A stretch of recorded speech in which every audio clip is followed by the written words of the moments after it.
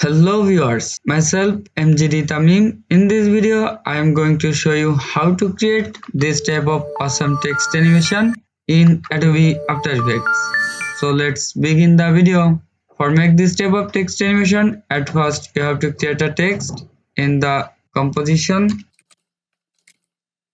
and centerize the text.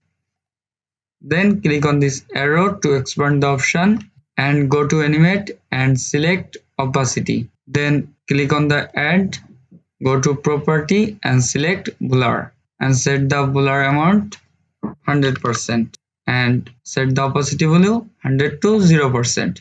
Then go to range selector on and click start to set a keyframe from the beginning and go to 1 second later and increase the start value 0 to 100%. Then select those the keyframe and press F9 to make edges. If I preview it, you can see a very interesting text animation is ready in a short time. Finally, here is the result. I hope you will be able to make this type of text animation by following this process. Thank you for watching the video.